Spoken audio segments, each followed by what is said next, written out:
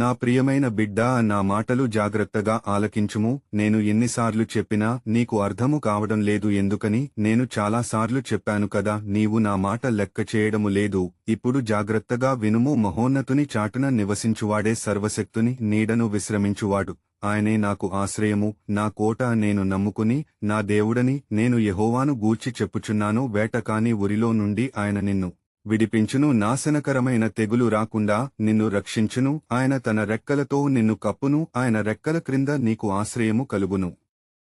ఆయన సత్యము కేడమును డాలునయున్నది. రాత్రివేళ కలుగు భయమునకైనను, పగటివేళ ఎగురు బాణమునకైనను, చీకటిలో సంచరించు తెగులునకైనను, మధ్యాహ్నమందు పాడుచేయు రోగమునకైనను నీవు భయపడకుందువు. నీ ప్రక్కన 1000 మంది పడినను, నీ కుడి ప్రక్కను 10,000 మంది కూలిలను అపాయము నీ యొద్దకు రాదు.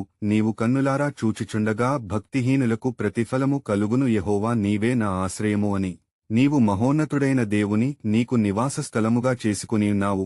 నీకు అపాయమేమియు రాదు, ఏ తెగులును నీ గుడారమును సమీపించదు. నీ మార్గములన్నిటిలో నిన్ను కాపాడుటకు ఆయన ను గూర్చి తన దూతలను ఆజ్ఞాపించును. నీ పాదములకు రాయి తగలకుండా వారు నిన్ను తమ చేతుల మీద ఎత్తి పట్టుకొందురు. నీవు సింహములను, నాగుపాములను త్రొక్కేదవు, కొదమసింహములను, భుజంగములను అణగద్రొక్కెదవు. అతడు నన్ను ప్రేమించుచున్నాడు గనుక నేను అతని తప్పించెదను. అతడు నా నామము నెరిగినవాడు గనుక నేనతని ఘనపరచెదను. అతడు నాకు మొలపెట్టగా నేనతనికి ఉత్తరమిచ్చెదను. శ్రమలో నేనతనికి తోడైయుండెదను. అతని విడిపించి అతని గొప్ప చేసెదను. దీర్ఘాయువు చేత అతనిని తృప్తిపరచెదను. నా రక్షణ అతనికి చూపించెదను. కీర్తనల గ్రంథము 91వ అధ్యాయము 1 నుంచి 16వ వచనము వరకు. ప్రియమైన నా బిడ్డ, నీవు నామీద ఆధారపడితే నీవు ఎక్కడికి వెళ్లినా మీకు అపాయము రాదు. చీకటిలో సంచరించు తెగులునకైనను, మధ్యాహ్నమందు పాడుచేయు రోగమునకైనను నీవు భయపడక్కర్లేదు. అలాగే నీవు తలచిన ప్రతి కార్యము నేను నెరవేరుస్తాను.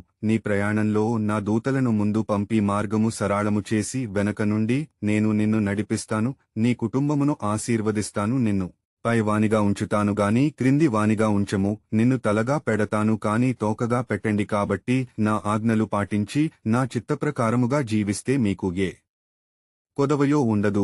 నీవు మాత్రము ఒకటి గమనించుము. ఆదివారము రోజున అంటే విశ్రాంతి దినము రోజున మీ కుటుంబ సమేతంగా నా సన్నిధికి వచ్చినట్లయితే తినడానికి తిండి, కట్టుకోవడానికి బట్ట, జీవించడానికి భవిష్యత్తు, నివసించడానికి గృహము సమస్తాన్ని మీకు సమకూరుస్తాను.